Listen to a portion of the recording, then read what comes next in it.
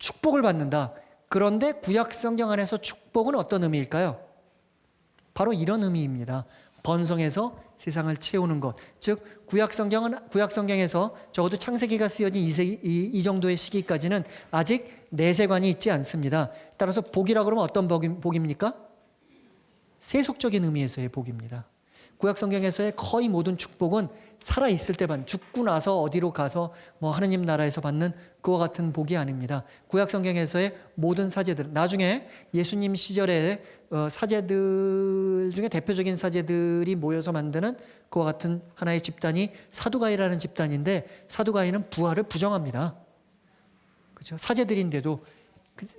따라서 사제들이 하는 중요한 일 중에 하나가 하나님의 축복을 백성들에게 빌어주는 건데, 어떤 축복이겠습니까? 현실적인 축복입니다. 장사가 잘 되고 이렇게 재산이 불어나고 자식들이 아프지 않고 자식들 많이 낳고 그다음에 점점 이렇게 되는 거. 그런 축복입니다. 그렇죠? 그러면서 내세적인 축복에 관한 생각들이 조금 열리기 시작하지만, 아직도 복이라 그러면 현세적인 복에 집중되어 있는 그와 같은 시기에 예수님께서 뭐라고 그러는 겁니까? 행복하여라. 가난한 사람들, 하늘나라가 그들의 것이다. 이건 대단히 혁명적인 얘기입니다. 완전히 당시에 갖고 있던 사람들의 사고방식을 뒤집어 엎는 이야기입니다. 그렇죠? 여기서 행복하여라는 말은 뭡니까? 너희들은 축복을 받았다라는 의미입니다. 같은 어원입니다. 다. 그렇죠? 너희들은 축복을 받았다. 그런데 가난한 사람들이요. 그러니까 그때까지의 신학으로 보자면 그 사람들은 축복이랑 거리가 먼 사람들입니다. 근데 그 사람들에게 축복을 받았다고 그러는 겁니다. 그러면서 하느님 나라에 관한 약속을 하는 겁니다. 하느님 나라가 너희의 것이다. 내세적인 이야기를 하고 있는 겁니다. 그죠?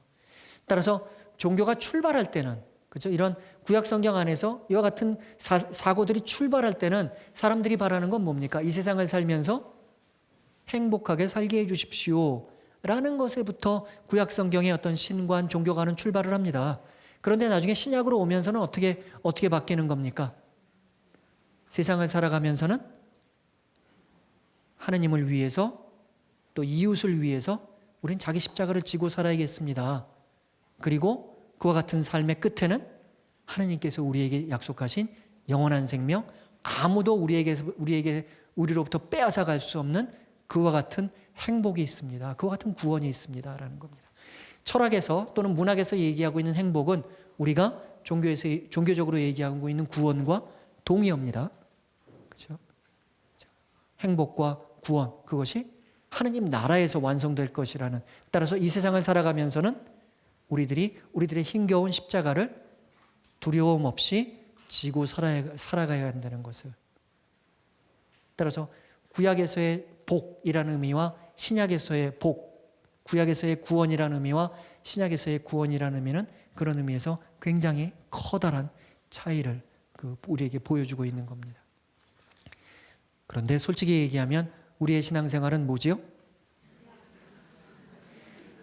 이 세상 살면서도 잘 먹고 잘 살고 저 세상 가서도 계속 잘 있었으면 좋겠습니다.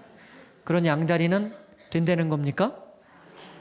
적어도 복음의 말씀은 그런 양다리가 된다는 얘기는 아닌 것 같아요. 그렇죠? 근데 우리 가끔씩 저 자신을 보고 또 오늘의 교회 공동체, 오늘의 우리 자신을 보면서 가끔씩 이렇게 복음을 읽으면서 부끄러워지는 거는 우리가 너무 잘 지내고 있는 것 같아요. 이 세상에서.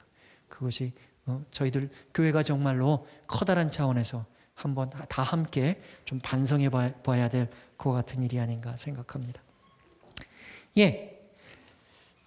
24절.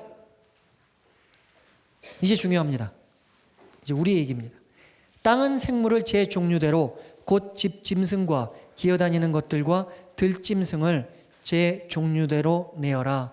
따라서 그 창세기를 적은 사람의 그 동물학적인 관은 동물을 크게 셋으로 나누는 거죠. 첫째, 집짐승과, 그러니까 길들일 수 있는 짐승과 길들일 수 없는 짐승, 그리고 땅을 기어다니는 것들. 그렇죠? 그러니까 이 사람에게 있어서 동물은 크게 세 가지인 겁니다. 그죠? 제가 어느 조그만 꼬마에게 너는 그 동물 이름 알고 있어? 개, 고양이 그리고 끝이요. 뭐 그렇게 얘기하더라고요. 자기가 본 건 그게 다니까. 그죠? 예. 여기서 이 사람이 창세기의 저자가 갖고 있는 그런 동물을 구분하는 법입니다. 살아있는 모든 것들. 그죠? 길들일 수 있는 것들, 길들일 수 없는 것들, 그리고 다리가 없이 기어다니는 것들. 이 정도가 되는 겁니다. 하나님은 이렇게 들짐승을 이건 나중에 율법 쪽에 가면은 중요합니다. 이런 것들을 구분하면서 우리들이 먹을 수 있는 것과 먹을 수 없는 것들을 구분할 때 그것을 구분하는 카테고리를 만드는 하나의 방법이기 때문에 조금 기억해 두시는 게 좋겠습니다. 하나님께서는 이렇게 들짐승들을 또 집짐승들을 땅바닥에 기어다니는 온갖 것들을 제 종류대로 만드셨다. 약간은 좀 그 다윈의 종의 기원과는 맞지 않습니다. 그렇죠? 점점 진화한 것이 아니라 처음부터 자기 종류대로 만들어져 있었다. 그렇죠? 물론 창세기의 저자는 그 다윈을 반박하려고 이걸 쓴 건 아닙니다. 다윈이 훨씬 나중에 나왔지만 제 종류대로 만드시고 그것을 보시니 좋았다. 일단 보시니 좋았다가 한 번 나옵니다. 그리고 또 나옵니다. 하나님께서 말씀하셨다. 우리와 비슷하게 우리의 모습으로 사람을 만들자. 예. 여기서 말하는 게 다음과 같은 뜻입니다. 첫째, 우리와 비슷함에 따라서 그리고 우리의 형상에 따라 신이 하느님이 인간을 창조했다라는 것은 인간의 본질에 관한 그와 같은 문제입니다. 그러니까 쉬는 시간에도 어떤 분이 저한테 질문하셨는데요. 하느님의 본질, 따라서 인간은 근본적으로 어떤 존재라는 겁니까? 하느님을 닮아 있는 존재라는 겁니다. 따라서 인간이 완성되기 위해서는 자신이 갖고 있는 그 하느님의 형상을 완성해야 하는 겁니다. 그렇죠? 이 대목이 굉장히 어려운 대목입니다. 인간의 본질. 그렇다면 인간이 갖고 있는 꼴, 아까 얘기한 대로 인간이 무엇이 되어야 하느냐? 그렇죠? 하느님의 형상을 내 안에서 완성되어야 되는 거예요. 이것을 신학적인 용어로 신화라고 합니다. 신, 하느님, 화되는 것. 그리고 이것을 신화라고 그러면 우리가 하느님이 되는 건가? 라는 것으로 오해할 수 있기 때문에 오늘날 교회 안에서는 성화라는 단어로 바꿨습니다. 그렇죠? 성화, divinization이라는 말로. 예. 따라서 적어도 이 구절은 하느님과 우리들이 갖고 있는 동질성에 관해서 얘기합니다. 나중에 예수님도 복음에서 어떤 얘기를 합니까? 요한복음에서 사람들이 찾아와서 당신이 어떻게 하느님의 아들일 수 있습니까? 그러니까 예수님이 뭐라고 그럽니까? 너희가 시편을 읽어보지 않았느냐? 시편에서 뭐라고 시편의 저자가 율법에서 얘기했느냐? 내가 너희를 신이라 불렀다라고 율법이 가르치는데 내가 하느님의 아들이라고 얘기하는 것이 너희에게 그토록 이상하냐? 라는 얘기를 하시면서 그들을 꾸짖습니다. 중대한 문제입니다. 그렇다면 예수님이 말씀하시는 것은 어떤 의미일까요? 우리들은 이미 하느님의 권능에 내지는 하느님의 신성에 일정 부분 참여하고 있습니다. 어느 순간? 우리가 하느님을 아버지라고 부르는 순간. 그래서 예수님이 하느님의 아들이듯이 그렇죠? 우리도 예수님을 통해서 하느님을 아버지라고 부르는 순간 우리도 그런 그 하느님의 신성에 참여해 있는 겁니다. 반대로 나중에 아담과 하와가 그 부분을 또 읽겠습니다만 아담과 하와가 낙원에서 쫓겨날 때 뱀이 그들을 유혹할 때 뭐라 그럽니까? 이걸 따먹으면 너희도 눈이 열려서 하느님처럼 돼. 따라서 이 부분에서 우리가 혼란을 겪게 됩니다. 우리는 하느님처럼 되어야 하는 겁니까? 아니면은 하느님처럼 되면은 안 되는 겁니까?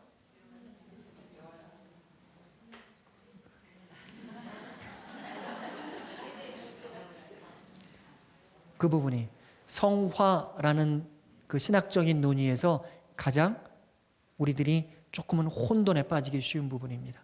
그런데 예수님이 중대한 한 말씀을 하십니다. 어떤 말씀을 하십니까? 나는 세상에 섬김을 받으러 온 것이 아니라 섬기러 왔다. 그죠? 우리가 뱀이 하와에게 얘기했을 때 이걸 먹으면 너희도 하느님처럼 될 수 있어 라고 얘기한 그 하느님이라는 단어와 너희도 신처럼 되리라는 그 율법을 인용하시는 예수님의 말씀에 그 하느님이라는 단어는 같은 단어처럼 들릴지 모르지만 사실은 그 콘텐츠는, 그 내용은 전혀 다른 거라는 겁니다. 그죠?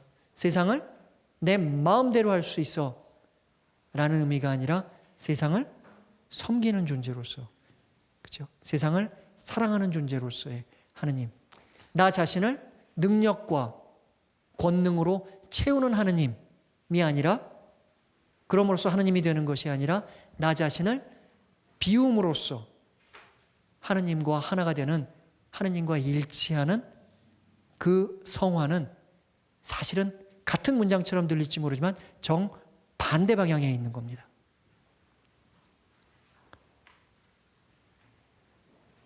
이해하시기 어렵죠? 예. 따라서 여기서 말하는 성화, 여기서 말하는 신화라는 것은, 그렇죠? 하느님이 꿈꾸는 것을, 하느님이 생각하는 것을, 하느님이 원하는 것을 나도 원하게 되는 것을 얘기합니다. 반대로 뱀이 하와를 유혹했을 때 너희도 하느님처럼 될 수 있어 라는 것은 뭡니까? 너도 이제 하느님과 1대1로 맞대결할 수 있어 라는 그런 의미입니다. 너희도 신처럼 돼서 하느님의 뜻이 무엇든 이제는 너희 마음대로 할 수 있어 라는, 그렇죠? 하나의 하느님 말씀하십시오. 당신 종이 듣고 있습니다 라고 얘기하는 그 성화의 차원과 주님 당신이 뭐라 그러든 나는 내 마음대로 하겠습니다 라는 신이 되고 싶다는 인간의 욕망은 전혀 별개의 것이라는 것에 대해서 우리들이 생각해야 됩니다. 여기서 말하고 있는 하나님의 모상을 따라 창조되었다라는 것은 뭡니까? 그런 하나님의 본질에 우리도 참여할 수 있고, 그 하나님께서 내 안에 사시고 내가 하나님 안에 삶으로써 하나님과의 어떤 일치를 지향하는 그런 요한복음과 이 부분을 연결해 볼 수 있겠습니다. 결국 중세 철학에 와서 하나님의 본질은 다음과 같은 세 단어로 요약이 됩니다. 미스코리아라는 관계가 있습니다. 진, 선, 미. 진, 참되고, 선, 선하고, 미, 아름다운 존재라는 겁니다. 그렇죠? 그 모든 것들이 우리들 안에 있다는 겁니다. 우리들은 진실할 수 있고 참될 수 있고, 우리들은 착할 수 있고, 우리들은 아름다운 존재라는 겁니다. 그것이 인간의 본질, 그런 형상 안에서, 그런 형상을 따라 인간이 창조되었다는 겁니다. 따라서 여기서 말씀하는 건 뭡니까? 인간이 인간을 이해하기 위해서, 인간을 알기 위해서, 더 나아가 나 자신을 알기 위해서 나는 누구를 먼저 알아야 된다는 겁니까? 하느님을 알아야 된다는 겁니다. 반대로 내가 하느님을 알기 위해서는 무엇을 이해해야 된다는 겁니까? 인간에 관한 이해가 있어야 되는 겁니다. 그렇죠? 예, 29절. 그리고 하느님께서 그들에게 복을 내리며 말씀하십니다. 그 앞에 중요한 문장이 있습니다.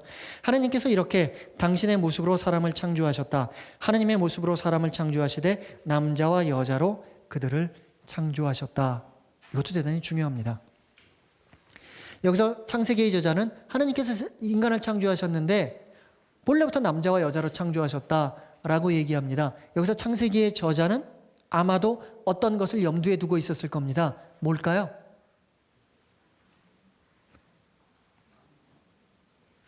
창세기 2장으로 넘어가면 인간의 창조 이야기가 나오는데 먼저 남자를 창조하죠.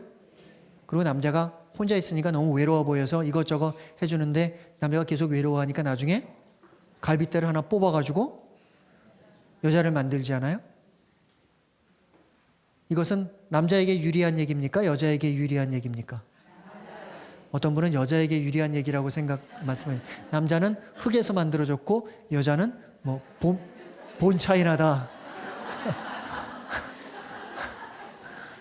그렇게 해석하기도 합니다만 이 이야기가, 그 이야기가 갖고 있는 근본적인 것은 그 당시에 창세기 2장 이후에 이야기를 창조서를 쓰고 편집한 그 전승이 갖고 있었던 사회적인 양상을 반영합니다. 즉 여자는 남자로부터 나왔다는, 여자를 약간 남자의 아래에 두는 그 같은 양상을 얘기합니다. 창세기 1장의 저자는 그걸 받아들이는 겁니까?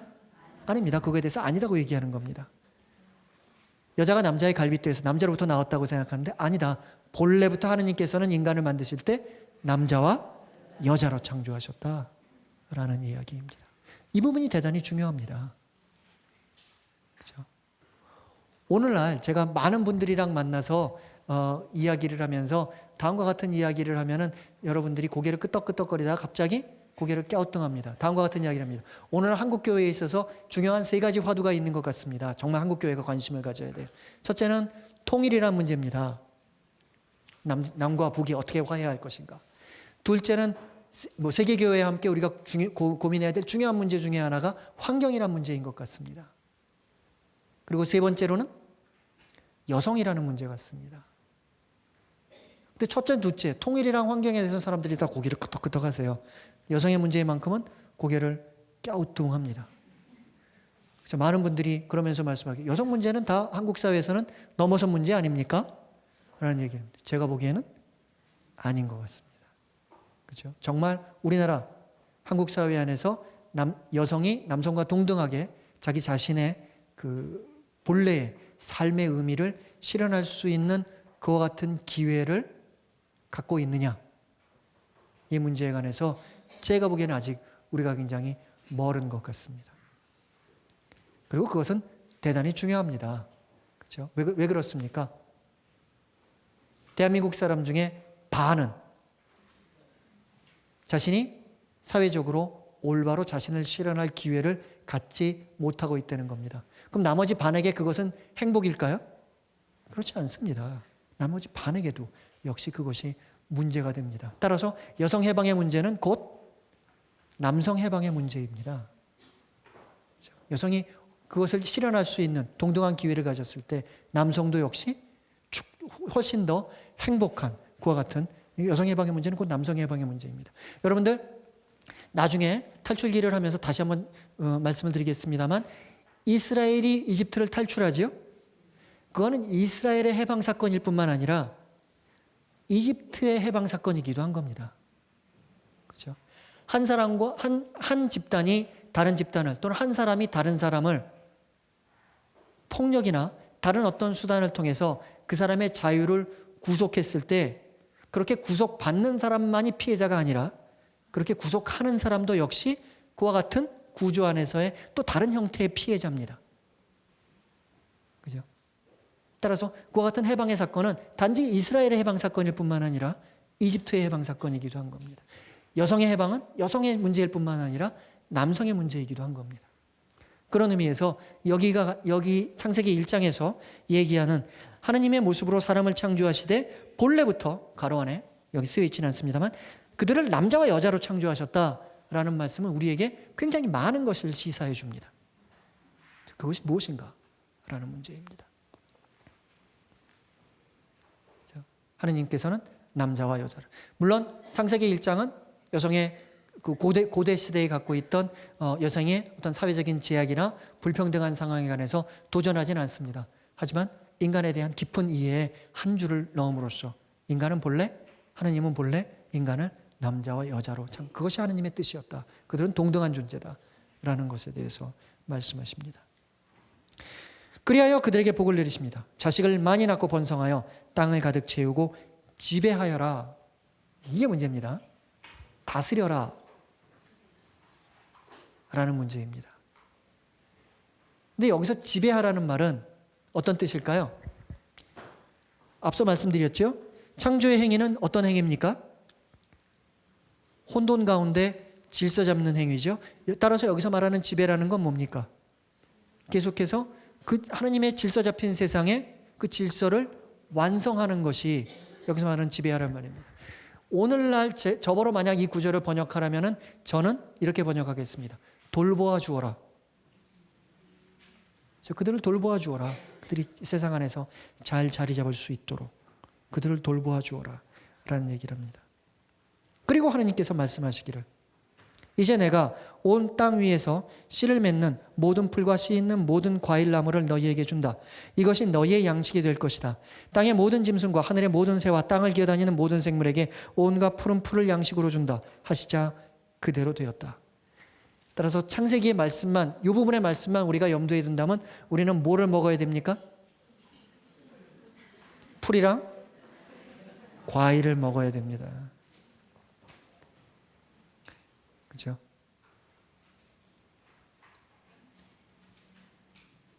무슨 소, 돼지, 닭 이런 거 먹으라는 말씀이 그런 건 허가되지 않은 겁니다. 씨랑 씨 있는 과일과 풀들 이런 것을 먹이로 준다고 합니다.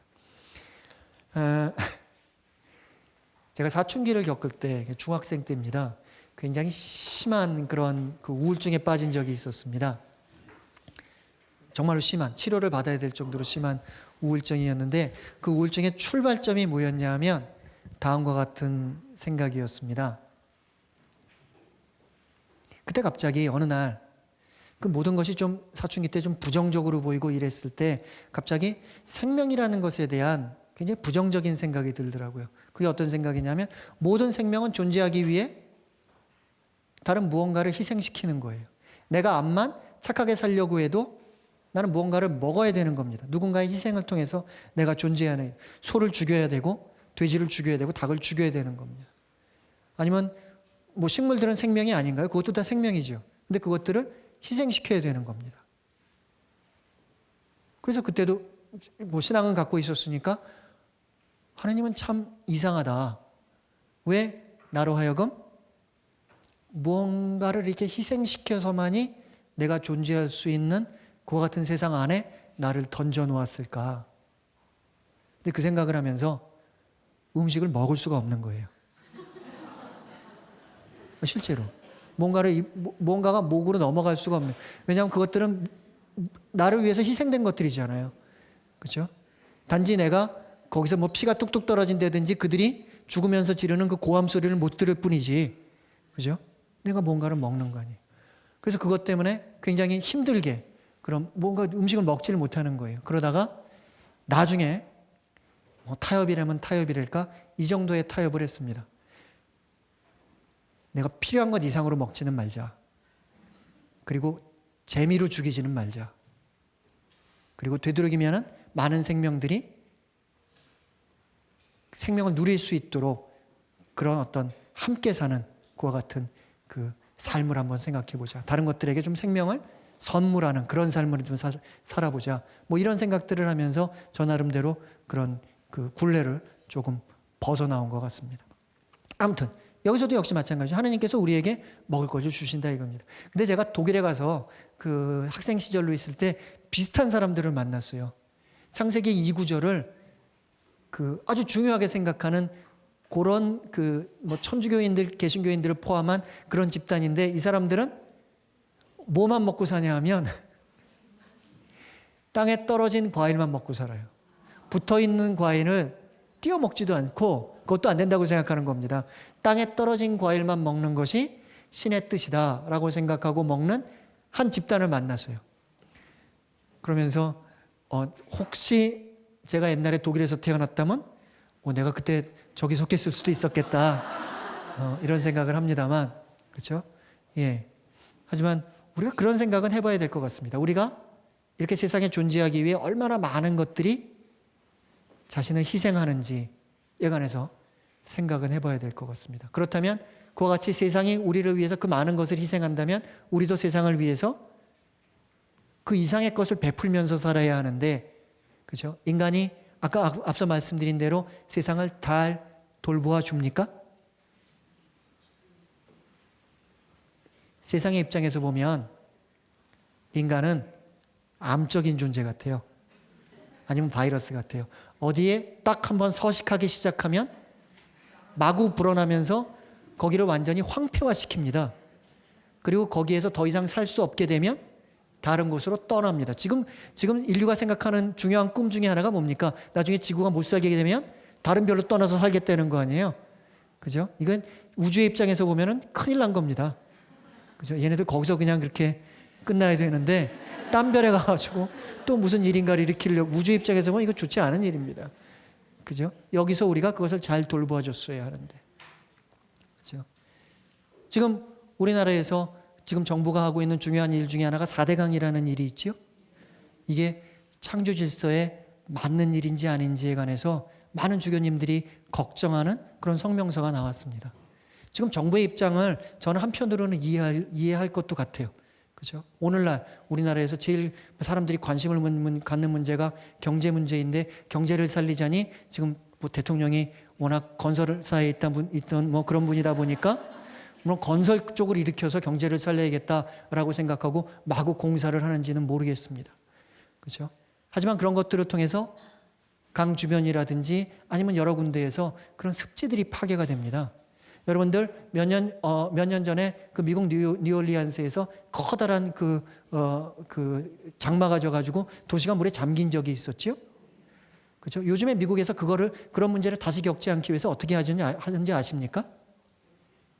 계속해서 그 강 주변에 습지를 만듭니다.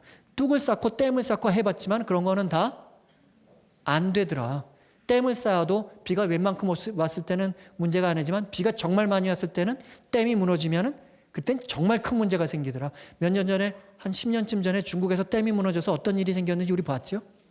그죠? 그와 같은 자연은 어떻게 대책을 세울 수가 없더라. 따라서 자연이 스스로 배운 그 길이 제일 좋은 일이더라. 그게 뭡니까? 그 주위에는 습지를 만들어야 된다. 그럼 습지들이 스폰지같이 그런 물들이 너무 많아질 때는 그것들을 빨아들인다. 앞서서도 왜 묵시록에서 용이 땅에다가 강을 만들으니까 땅이 입을 벌려 그 물을 받아 마시는 그와 같은 장면을 얘기하는 겁니다.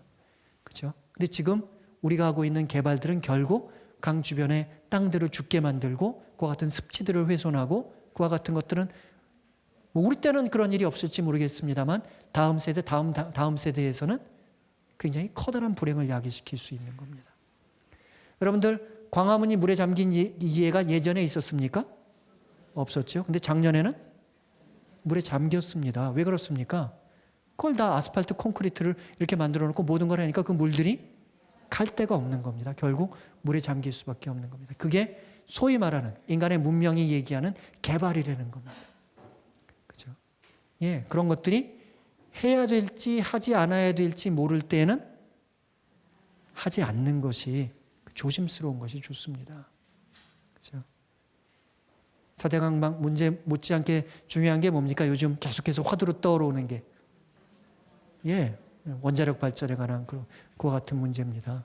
그렇죠? 원자력 폐기물 우리가 어떻게 처리해야 할지 사실은 인류가 알지 못합니다. 50년 전에는 나중에 시간이 가면 그런 것들을 쉽게 처리할 수 있는 방법이 생길 거라고 생각했었습니다. 하지만 아직까지 우리가 발견하지 못했습니다. 그렇죠? 이번에도 일본에서 그런 원자력 문제가 생겼을 때 희생된 사람은 누굽니까?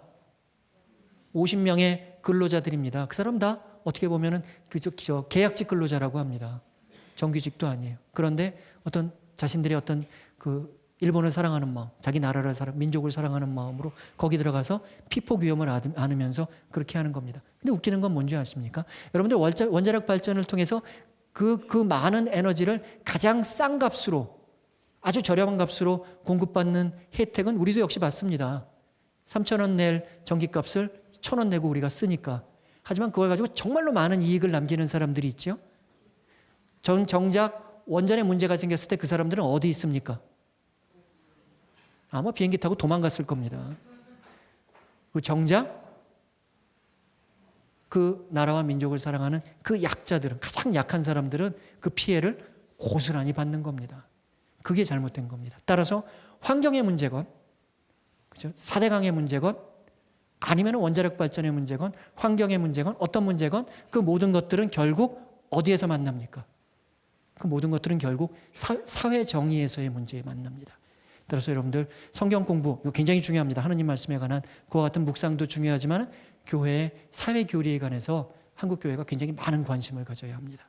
그렇죠? 과연 그 2000년의 역사 안에서 교회는 사회 정의를 위해서 어떤 것을 얘기해 왔고 또 요즘에 어떤 것을 이야기하고 있는가에 관해서도 여러분들 굉장히 깊은 관심을 가지셔야 합니다.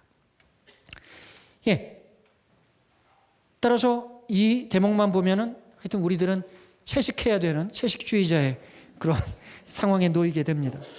그리고 마지막, 이렇게 하늘과 땅에 그 안에 모든 것이 이루어졌다라는 2장 1절의 말씀입니다. 예, 우리가 본래의 구도로 보면은 다음과 같은 구도입니다. 첫째 날, 빛, 낮과 밤, 궁창, 하늘 아래 모이면서 땅이 드러나고 해, 달, 별 하면서 계절과 축제의 시간이 드러나고 하늘에 사는 것들과 바다에 사는 것들, 동물과 인간, 안식일은 아직 하지 않았습니다. 하지만 이 6일 동안의 구조를 보면은 우린 다음과 같은 그림을 볼 수가 있습니다. 그것을 약간 구도화시킨다면, 자, 첫째 날 하나님께서 빛이 있어라, 진짜 빛이 있었지만 결과적으로 등장하는 건 뭡니까? 낮과 밤, 해, 달, 별, 큰 빗물체와 작은 빗물체들이 만들어집니다. 결과적으로 최종적으로 등장하는 건 뭡니까? 계절과 축제입니다. 따라서 첫째 날과 넷째 날은 공통점을 갖고 있습니다. 어떤 공통점입니까? 예, 시간에 관한 이야기입니다. 둘째 날과 다섯째 날은 둘째 날 궁창, 즉 궁창을 만들어서 하늘 위의 물과 하늘 아래 물이 나누어지고, 그리고 그 하늘에 사는 것들과 그 바다에 사는 것들이 다섯째 날 창조됩니다. 따라서 둘째 날과 다섯째 날은 공간에 관한 이야기입니다. 그리고 셋째 날 하늘 아래 물이 모이면서 결국 땅이 드러나고 그 땅 위에 동물과 인간이 창조되는 그와 같은 내용을 보게 됩니다. 따라서 셋째 날과 여섯째 날은 생명에 관한 이야기입니다. 어떤 뜻입니까? 따라서 하느님께서 시간을 만드시고, 하느님께서 공간을 만드시고, 하느님께서 그 시간과 공간의 안에 하느님께서 생명을 두셨다라는 신앙 고백이 그 안에 담겨 있는 겁니다. 그렇죠? 따라서 우리는 그 시간과 공간이라는 제한된 틀 안에 머무르면서 하느님께서 우리에게 주신 생명을 풍요롭게 누리는 것, 그것이 창세기 1장이 얘기하고 있는 창조된 세상 안에서의 인간 존재의 의미입니다. 우리는 그걸 뛰어넘을 수 있습니까? 뛰어넘을 수 없습니다. 하지만 하느님은 그와 같은 제한된 시간과 공간 안에 들어와 있는 존재입니까? 아니면 그걸 뛰어넘은 존재입니까? 하느님 그걸 뛰어넘는, 하느님은 그것을 만드신 분입니다. 그렇죠? 따라서 우리가 생각하는, 우리가 흔히 얘기하는 존재한다라는 의미는 뭡니까? 그 시간과 공간의 틀 안에 들어와 있는 것을 얘기합니다. 따라서 신은 존재하는가라는 질문은 그 질문 자체가 잘못된 겁니다. 왜냐하면 신은 그 시간과 공간을 뛰어넘어 있으니까, 그렇죠? 존재한다라는 질문 자체에 관해서 하느님은 해당이 안 되는 겁니다. 그렇죠? 나무가 존재하는가? 그 시간과 공간 안에 있는가? 인간이 존재하는가? 인간이 시간과 공간 안에 있는가? 그렇죠? 그런 것들은 의미를 가질 수가 있습니다. 어떤 관념이 존재하는가? 그런 것들은 의미를 가질 수가 있습니다. 하지만 신은 어떤 뭐라는 겁니까? 그 시간과 공간을 뛰어넘어 있다는 겁니다. 그렇죠? 따라서 신은 존재하는가라는 질문 자체가 갖고 있는 약간 잘못된 카테고리에 관해서 우리가 생각해 보면 되고, 이 안에서 결국은 하느님께서 한 처음에 하늘과 땅을 창조하셨다라는 첫 번째 진술은, 두 번째 진술 안에서 하느님께서 시간을 만드시고 공간을 만드시고 그 안에 생명을 두셨다는 겁니다. 나중에 제3 이사야로 가서 어떻게 얘기를 합니까?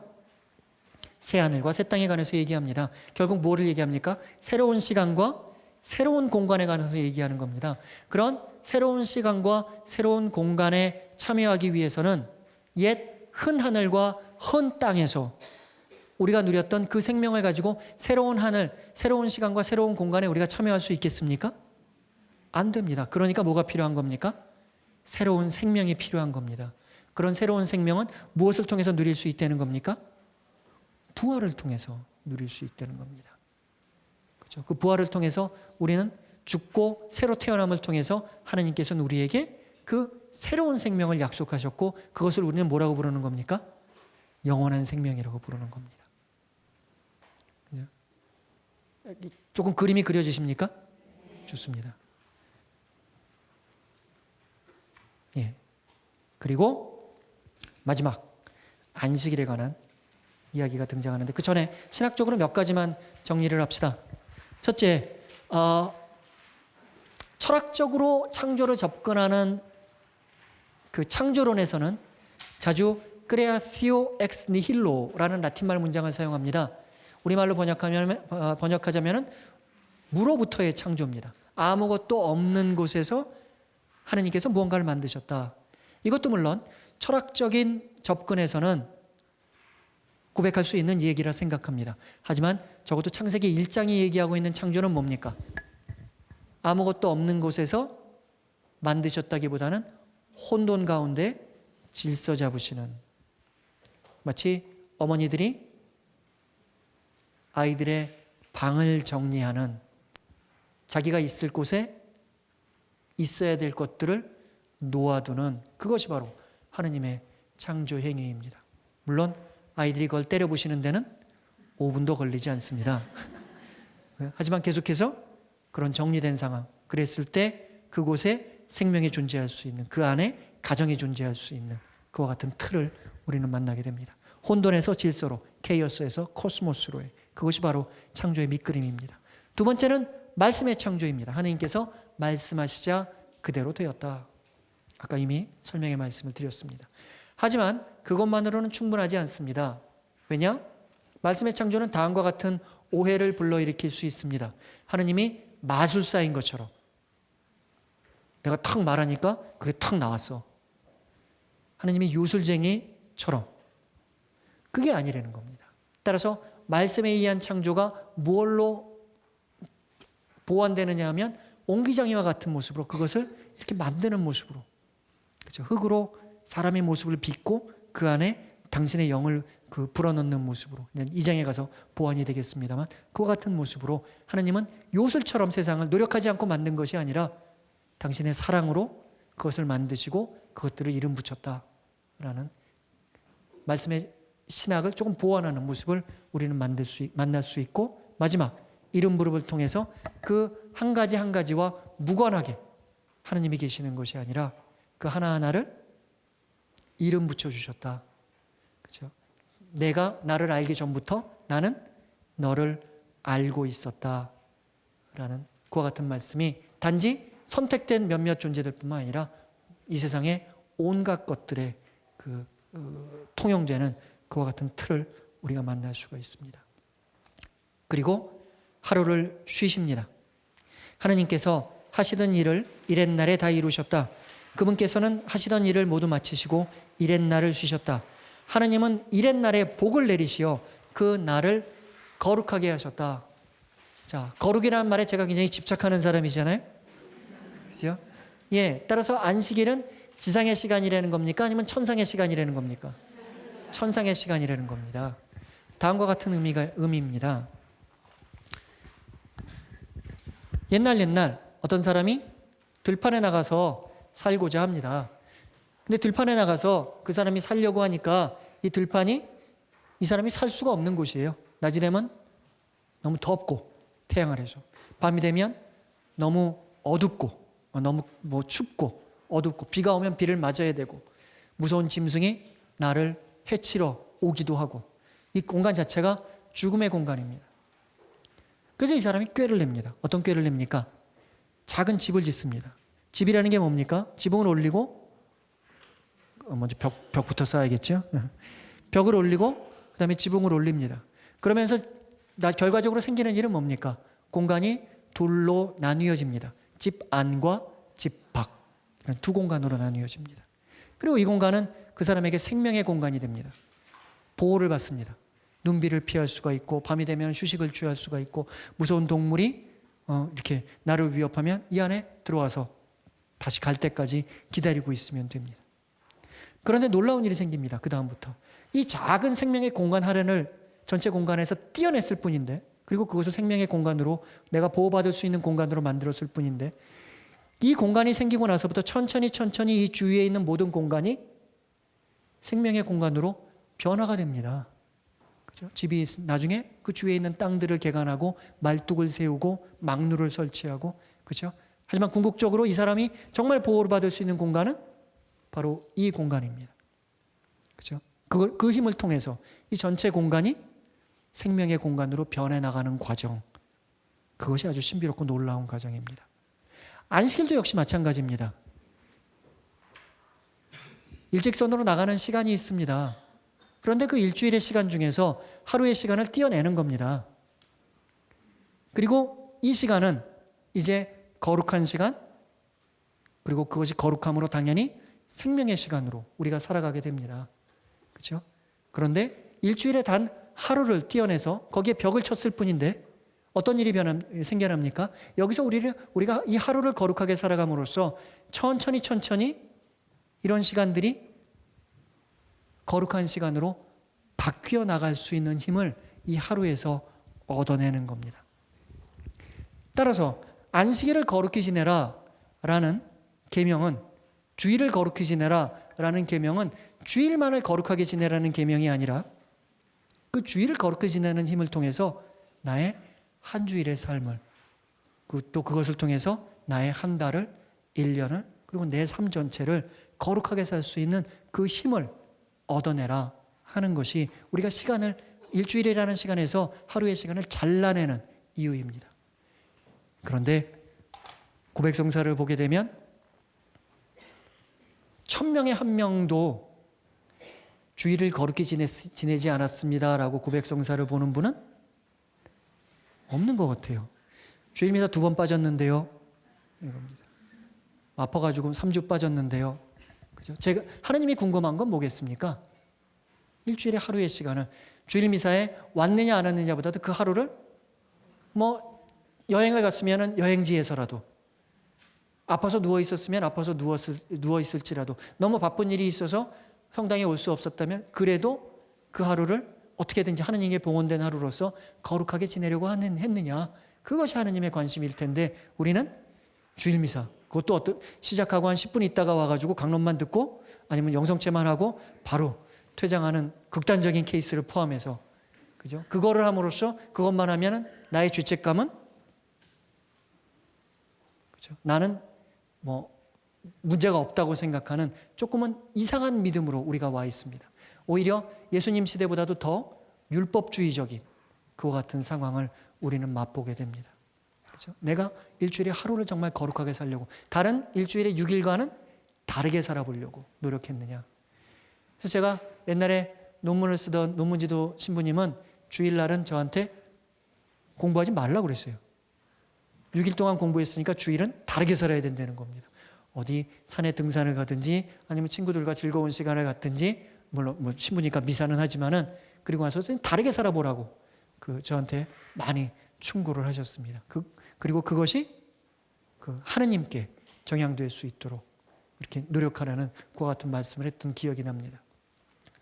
예, 하나님께서 안식일을 주신 것, 그것을 우리가 사회적인 의미에서도 이해할 수 있고 또 다른 여러 가지 의미로 이해할 수 있겠지만, 제일 중요한 것은 적어도 안식일 하루는 우리가 그와 같은 하나님의 거룩함을, 그리고 하나님께서 우리에게 주신 그런 생명을 누리는 삶으로 살았을 때, 또 여기서 한 발자국 더 나아가서 얘기하자면 그렇게 일주일의 하루는 그와 같은 거룩함을 살아갈 수 있는 하나의 사회적인 문화를 우리가 만들었을 때 온 세상이 누리게 될 그런 생명의 풍요로움에 관해서 우리가 생각해 봐야 하겠습니다. 예, 2장 4절까지 말씀을 드렸죠. 긴 시간 말씀을 드렸습니다. 많은 분들께서 이거 가지고 이렇게 많은 이야기를 할 수 있나? 근데 제가 솔직히 말씀드리면 굉장히 많이 참은 겁니다. 창세기 1장만 가지고 제가 한 학기 강의를 할 수가 있습니다. 많이 참은 겁니다. 다음 시간에는 두 번째 창조 이야기, 하느님께서 아담과 하와를 창조하시고 또 그 안에서 인간의 어떤 범죄에 관한 이야기를 함께 말씀드려야 될 것 같습니다. 수고하셨습니다.